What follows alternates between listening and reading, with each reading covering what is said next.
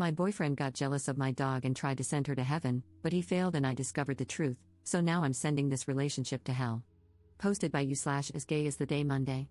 My dog is a little piece of crap. I, 35F, love the booger, but my goodness. Last week, she got out of the backyard while I was busy cooking my boyfriend's dinner for his birthday.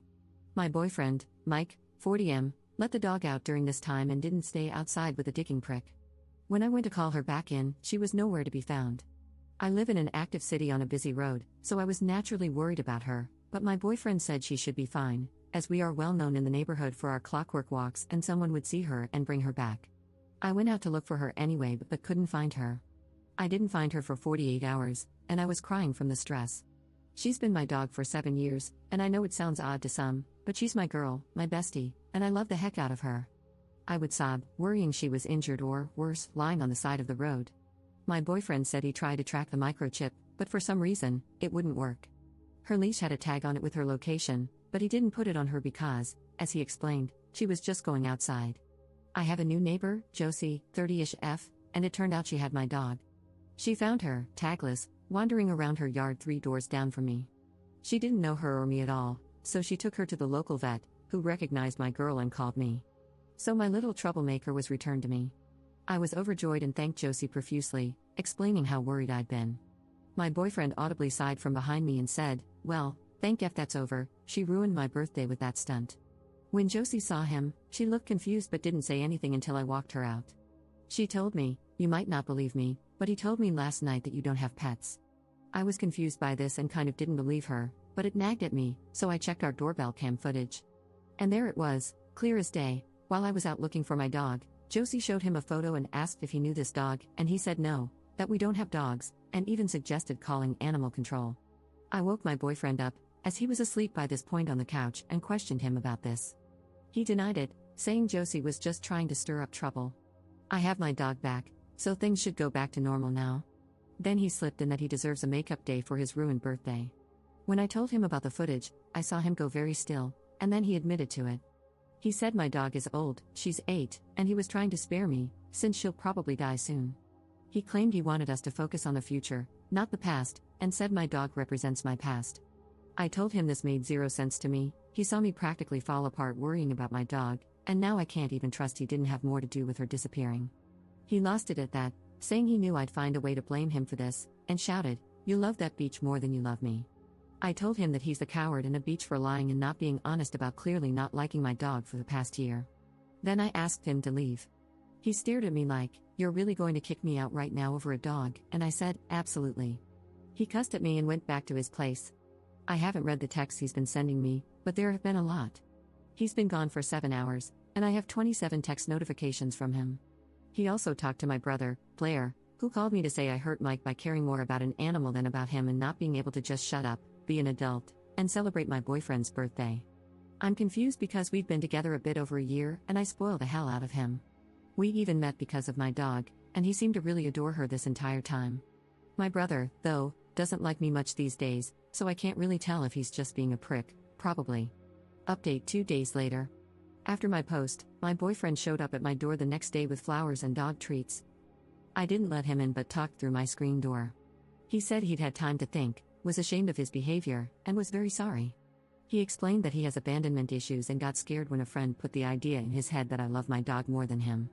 The friend, it turns out, is my brother, Blair. Blair and I used to be close, but I am bisexual and came out over 5 years ago, and he also came out, but is a hateful bigot. I can't really get into it all because it is a lot, but suffice it to say, our relationship went downhill when his bigotry started to show. I guess that makes me an idiot because when he introduced me to my boyfriend, I should have been suspicious. He was so supportive of us, and my boyfriend was sweet and kind, never had a problem with me, and never got insecure or weird about it. He came with me to Pride events and would post about it on social media. We wore matching rainbow outfits and the works. Now I don't trust it. Anyway, I told him I wasn't ready to deal with him yet, and he asked why not. I explained my perspective, basically what I shared in my last post, and added that he showed up without letting me know he was coming and didn't even let me speak. He just launched into this grand apology. When I said I don't trust him right now, he started crying, the ugly, hysterical kind. He said this all stemmed from his mother leaving the family. From what I know, she walked out on him and his family when he was 13, and that I am his person, he loves me, and just lost his mind a little. It's one mistake, just one, I'm sorry. He kept saying it over and over, and maybe I'm a broken person, but I didn't feel anything in the moment. I watched him crying, apologizing, basically groveling, and I just wasn't having any of it. I told him we need to talk, but I wasn't ready to have that talk right now and needed space. He begged me to let him in and only left when some neighbors came by to ask if everything was okay. He just snapped, told them to F off, and then left. I'm not even sure what I'm doing anymore or what I'll do about him or my brother. Second update 2 weeks later. Hey Reddit, this is long, but I had to fit in a lot. Well, it gets progressively worse. Not an hour after my last post, my phone is ringing off the damn hook.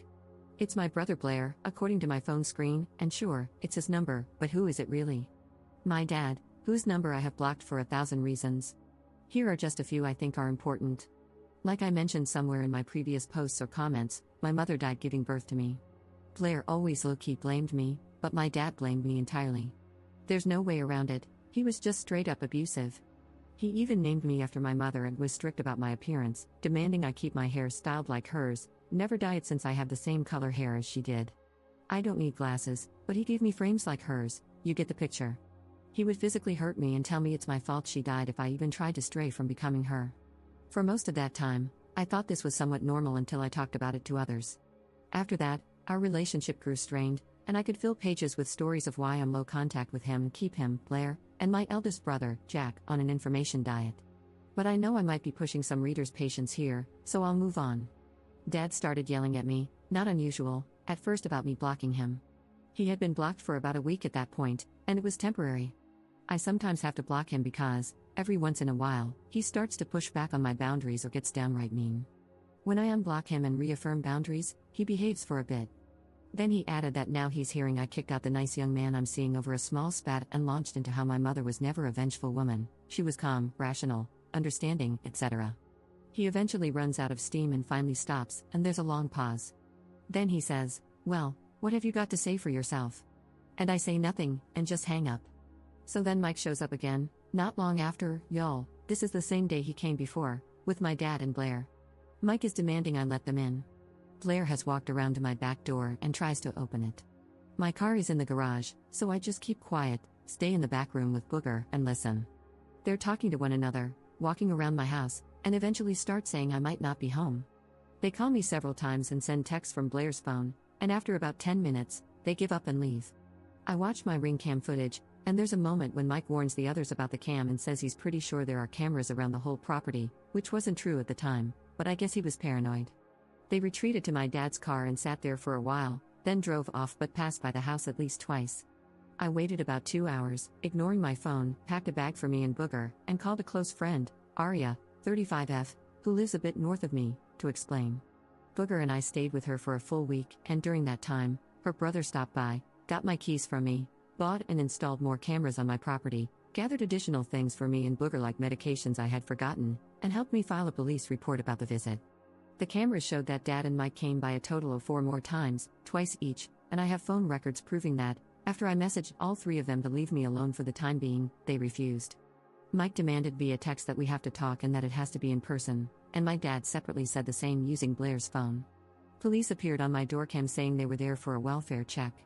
I explained through the cam that I was fine but away. One of them said he'd level with me, he's a friend of my dad's, and that my dad is mighty worried about me. He told me, as a father, if my little girl vanished this way, no one could convince me she's okay and taken care of until she's right in front of me, okay and taken care of. Thank God Aria and her brother had insisted I make the report because, despite it not being a crime at the moment and thus not actionable, I was able to explain that a report had already been filed for their trespassing. I also now had further footage of them continuing to do so, and I expressed my fear for my safety and that of my pet. I asked how I could press charges for harassment, and while the cop didn't say directly that I shouldn't, he danced around it, saying I'd probably have to do that in person. Then he asked where I was earlier. I stopped responding and called the police department directly to make another report. I guess it's a freaking mystery how Dad found out I wanted to press charges, because he sent me a long text about how disappointed he is in me and how I am a monster, hateful, and broken for trying to punish him for being a loving father worried about his only daughter. I am not his only daughter, but he disowned my half-sister. Long story. He added that he's now lightheaded, sometimes dizzy, feeling faint, and thinks it's all the stress from this. Maybe it's time for me to reunite with your mother. I've missed her. I'm so tired, he continued with a long rant about how depressed he is. Unsurprisingly, Blair's next set of texts shifted in tone from the former "how dare yous" to short and vague messages like, "Look, I know you're mad at me right now, but please reach out. I'm worried about Dad, and Dad is staying with me. I think he's sick, but he won't go to the doctor," imploring me to call him because he will listen to you, along with updates on Dad's on and off hunger strike. But the one I fell for makes me feel like the biggest chump of the century. I had just gotten back to the house and had ignored 3 consecutive calls from Blair. He left 3 voicemails. 1. Dad is acting strange and I'm worried. Please call. 2. Can you please text Dad to let me take him to the doctor? He's refusing, and he hasn't eaten in nearly a week. And 3. Dad has collapsed. The ambulance is taking us to the hospital, and I don't know which one yet. Followed by a text saying, Dad doesn't have long, they're saying, so please come quickly. So my dumbass responds to that, asking which hospital, and he says he's waiting at a restaurant next door to the hospital nearest my home. I know it was next level stupid, but I was in panic mode. He's my only living parent. He's a monster, a bigot, a narcissistic son of a bitch, but he's my dad, the only one I've got, and I couldn't fathom Blair lying about something like this. He told me to meet him at the restaurant because we needed a game plan but to hurry so we could get back to Dad. I called Arya, hysterical, telling her my dad might be dying and everything that had happened. Arya listened and then said something like, "Listen to me, stop for a minute. If it were my dad, I wouldn't be at a freaking restaurant, I'd be glued to his side. If the staff wouldn't allow it, I'd be camped out in the waiting room." She made it clear that no one in that situation would be somewhere else when a loved one had moments to live. I felt stupid, but she was right. I called the hospital, and no one by my surname, it's a unique one, had been brought in. When Blair texted again, I lied and said I was at the front desk asking where Dad was. He got mad, saying, "Why would you go there without talking to me?" I asked him to tell me the truth, is Dad there or not, and he hung up on me. Dad soon texted, "Well, I see now that you don't care about us at all, good to know." I replied, but it came back as undeliverable. He had blocked me. I tried calling Blair back. He also blocked me. Over the next 2 days, I realized they had blocked me on almost everything. Then, on the second day, Mike texted, asking if I was ready to talk. I said sure, and he suggested the same restaurant, and it was like this oh moment. I suggested we just have a call, but he insisted it had to be in person and asked me to be mature about it since we're adults. So I replied, "Okay, adult to adult, were you with Blair there?" He took an hour to reply, and in that time, I threw in another fib. I said, "I want to give you a chance to tell me the truth because I was there, so give me your answer." When he replied, he said it was an intervention. According to him, I'd been mentally unstable for a while now, and, apparently without me knowing, I'm an alcoholic. He drinks more frequently than I do. I usually only drink wine socially, while he has whiskey every night. He said he'd been talking to Blair and eventually my dad about it, so they wanted to sit me down and support me. He then said he needed to move in full-time to help me through this and more. I didn't even argue with him. I replied that there is footage and phone records of harassment, and that lying about my dad dying was honestly so low it was only slightly less ludicrous than this half-baked fiction he, and likely my dad and brother, came up with to gaslight me. I told him we're over, and to stay away from me, my home, and Booger forever. Then I blocked him. I know that was long, but honestly, I cut out a lot, and I'm sorry it's not a more empowering breakup story where I saw through the BS and ended things in a dignified, clean way. Now I'm mentally focused on putting my house on the market so I can move. Arya has cleared out her home office/guest room of work stuff so Booger and I can stay with her until I find a new place, and I'm dealing with trying to get restraining orders, which is harder than I expected. Oh, and Booger is good. She loves Arya's place and her 2 dogs and cat. Plus, the neighborhood has far more children who are outside a lot since school hasn't started yet here. She sits out front with me, Arya, or Arya's partner and gets non-stop pets. She's in heaven, lol. Third update 3 weeks later. I don't really want to get into it, but I kinda need to vent, and some of you, most of you, have been really helpful, insightful, and kind. Mike has been pushing the narrative that I'm mentally ill. He knows I suffer from depression and PTSD, and for whatever reason, he's now claiming I was/am a misdiagnosed schizophrenic. It was relentless, and Blair and Dad have been backing him. I finally reached a breaking point and hired a lawyer. After cease and desist letters and 1 restraining order, my father is a complete psycho. Long story, Mike showed up at my doorstep. He's now demanding that Booger is his dog too, saying he has rights to her and that he's worried about her safety with such a mentally unstable parent, me, it seems. So I told him that I now have footage, again, of him being the unstable one and that his bizarre, manipulative threats, along with video of him claiming he doesn't even have a pet, would debunk his case. I'm not entirely sure what happened after that because the feed cut out, but it looks like the man lost his mind and dismantled my ring cam. Fortunately, the other cameras he didn't know I had installed show him doing exactly that. Good thing I have a lawyer. Fourth update 1.5 weeks later. This is gonna be long because I am so goddamn livid. TL, DR, Mike is making breaking up utter hell and stole my dog, and now I've had to move for my and my dog's safety. A single day after my last post, I was packing up for an impromptu trip Arya was taking me on, partly to help me relax and partly to get me the hell out of that damn house so my father, brother, and ex wouldn't know where I was. So, I took Booger to the groomers. We planned to be away for a while, and she was due anyway. I thought I was being a responsible dog mom. But I was an idiot because, so frazzled by everything else, I completely forgot to tell them that Mike isn't permitted to pick her up anymore.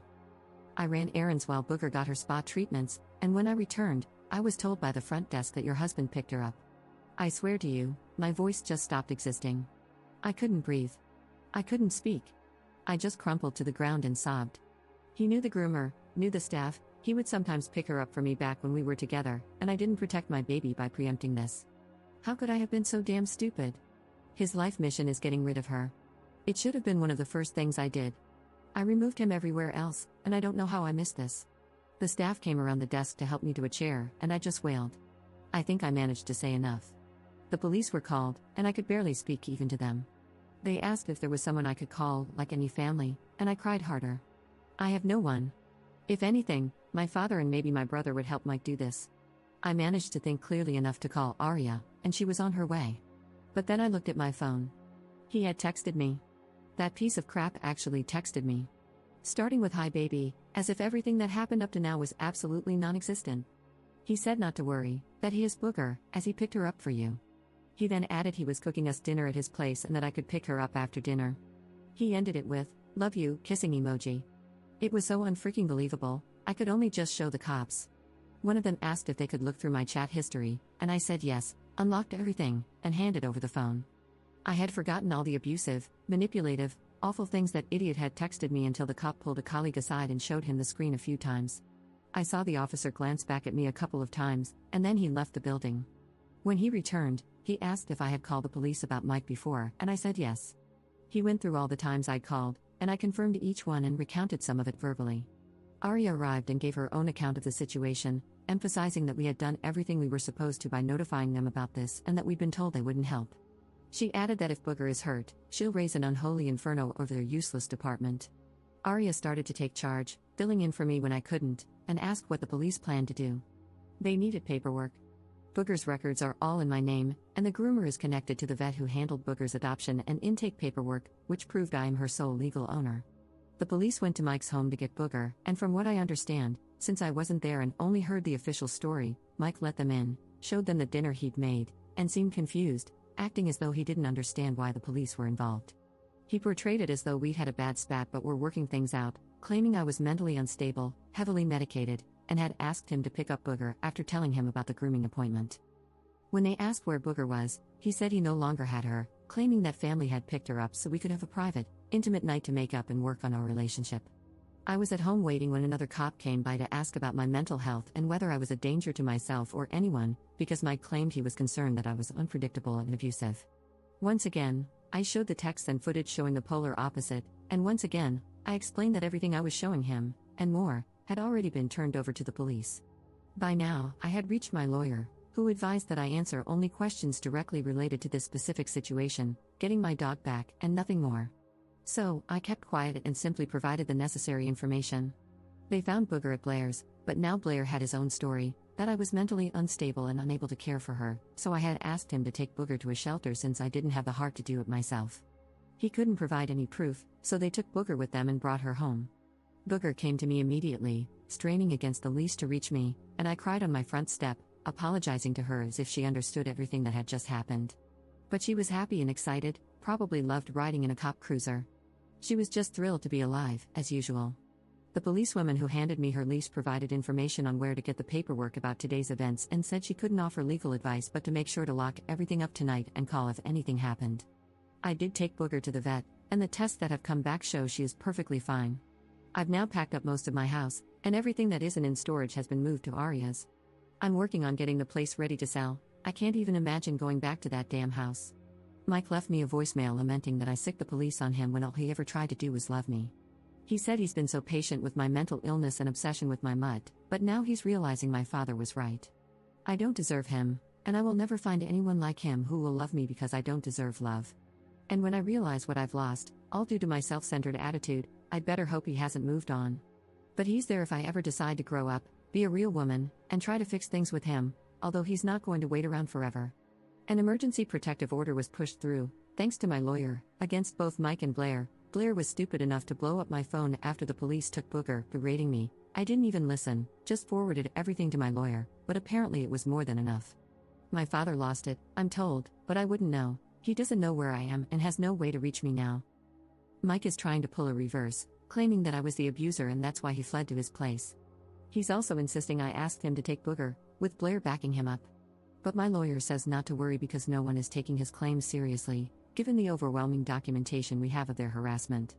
I've been at Arya's, and we're heading out on the trip tomorrow. Booger is a road dog and loves car rides, so I know she'll be very excited.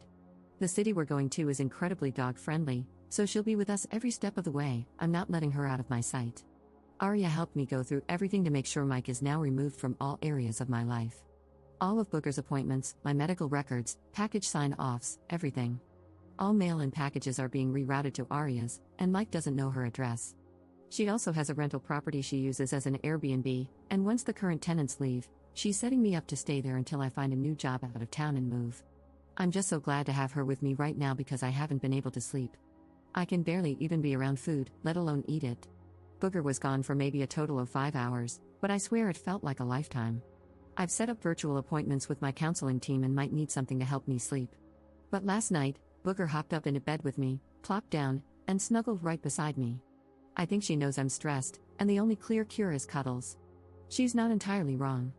My mind is racing because, what would have happened if I didn't already have a lawyer pushing for my dog's return, or Arya there to speak up for me when I was a useless blob on the floor, crying and accomplishing absolutely nothing? I feel like a failure because, when it was time to act, all I did was cry like a child. Booger deserves better than me. What if he decided to just get rid of her or, worse, harm her? What was his whole plan? And why the hell would Blair help him? I know he hates me, but Jesus Christ. All I know for now is that I'm no contact with all three of them, and by the time my protective order is up for review next month, new job or not, I'll have yanked every root I placed here and get the hell out.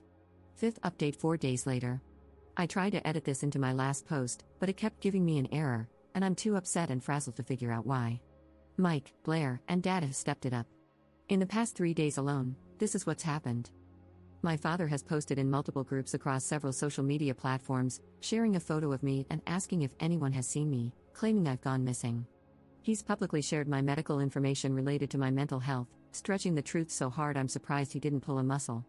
In his narrative, I'm off my meds, acting irrationally, and have now gone missing after attacking my brother. My lawyer has advised me not to worry and says she'll have the police handle it, as he's violating his restraining order by doing this. I've been getting calls and texts from multiple numbers, and the messages are mostly the same. I don't deserve love, that when I was SA'd, it was my fault or made up because who would want me. They say I need to take what I can get, that I'm embarrassing, insane, unstable, and need medications. The insults just go on and on. I know one of them is either my dad or someone sent by him, because his favorite insult, "You're a waste of space and time," came up more than once. He used to say that to me when I was growing up if I didn't do what he said or try to change my look in any way. I would cry, and then he would hit me and tell me that my mother was resilient, and why can't I be? He'd call me weak and tell me crying is abusive to him because I was trying to emotionally manipulate him. He hurled it at me when he slapped me for coming out as bisexual, and I ended up apologizing to him for his emotional distress because he said he couldn't believe my mother died to give me life just for me to waste it. Sorry, that was a vent. My family on my dad's side has also been coming out of the woodwork to harass me and tell me how bad of a girlfriend, sister, or daughter I am. Some have been fed distorted renditions of what actually happened. Blair told a cousin that I abused Booger and he tried to take her to keep her safe. My cousin didn't believe him because she knows Blair and Dad and how they treated me. She called me only to tell me what was happening, and she also sent me an email to forward to my lawyer.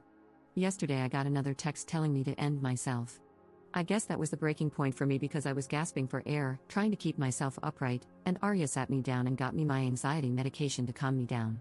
It's unrelenting. I almost spiraled back into self-harm.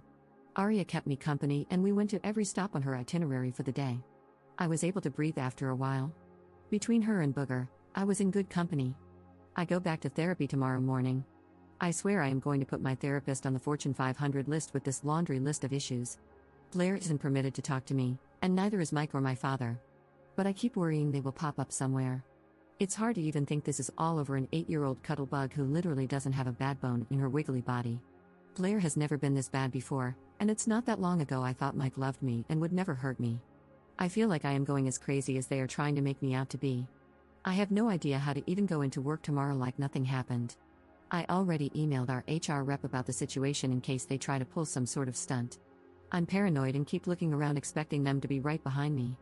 All I can do is keep cuddling Booger and hold fast to Arya and her partner, who have been a godsend.